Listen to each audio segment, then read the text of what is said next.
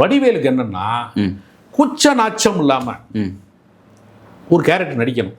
இப்போ நீங்கள் ஒரு உதாரணத்துக்கு சொல்றீங்க, போலீஸாக இருப்பார் ஒரு படத்தில், ஒரு பொம்பளை ரவுடி அரெஸ்ட் பண்ணுறதுக்கு போகும்போது ஒரு டீமோட போகும்போது, சிங்கமுத்து எல்லாருமே டீமாக போவாங்க, போகும்போது நானே டீல் பண்ணுறேன் அப்படின்னு உள்ளே போவார்.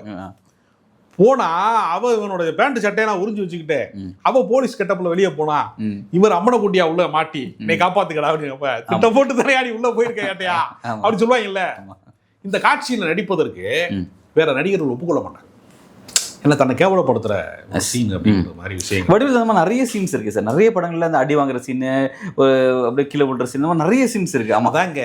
இது எங்க இருந்து பிடிக்கிறதுனா, இது சார்லி சாப்ளின்ல இருந்து வர்றது. ஓகே, சார்லி சாப்ளின் பார்த்தீங்கன்னா நீங்க வாழைப்பழத்தோல்ல வலிக்கு விழுகிறது, அடி வாங்குறது, மண்டையில அடி வாங்குறது, கீழே விழுகிறது, எல்லாத்துலயுமே தன்னை கேவலப்படுத்திக்கிறது இருக்குல்ல. அதாவது என்ன சொல்லுவாங்கன்னா, தன்னை தாழ்த்திக்கிறது மூலமா ஒரு நகைச்சுவை. ஓகே, இன்னொருத்தனை தாழ்த்துறது, டேய் கோமுட்டி தலையா இல்ல ஒரு ஆளாடா அப்படின்னு சொல்றது இருக்குல்ல, அது கவுண்டமணி ஸ்டைல். அது கவுண்டமணி ஸ்டைல். இன்னொருத்தனை அட்டாக் பண்றது இருக்குல்ல, அண்ணே ஞானப்பழத்துக்கு குட்டை இருக்கானே அப்படி கேட்கறது இருக்குல்ல.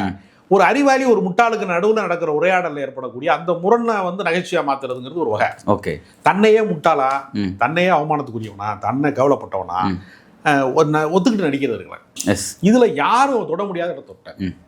அப்போ இவருக்கு என்ன ஆயிடுச்சுன்னா, அந்த இன்ஃபீரியாரிட்டி காம்ப்ளெக்ஸ் சூப்பீரியாரிட்டி காம்ப்ளெக்ஸாக மாறும்ல.